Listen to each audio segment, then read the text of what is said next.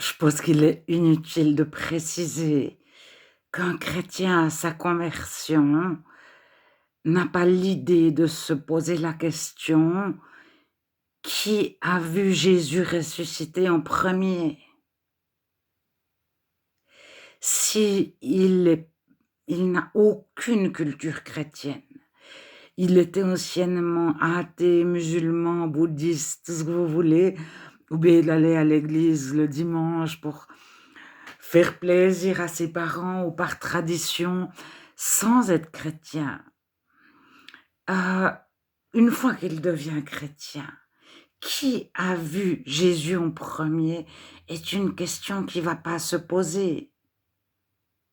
Est-ce que c'est Marie de Magdala? Est-ce que c'est Pierre? Est-ce que c'est Clopas? Même après 20 ans de conversion, quelle est l'importance de ceci?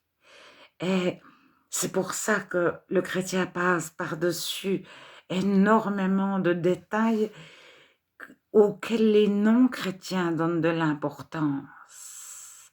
Il y a toujours une volonté d'être le premier à avoir vu Jésus, celui qui est supérieur à d'autres, qui est plus que d'autres.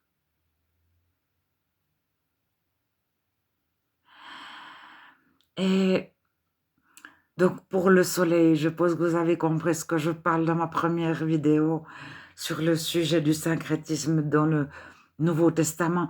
Donc à la transfiguration, qui est de les 3 synoptiques, 2 des évangiles disent, je pense Marc et Luc, que le vêtement de Jésus est devenu blanc. Et Matthieu précise que le visage de Jésus est devenu comme un soleil.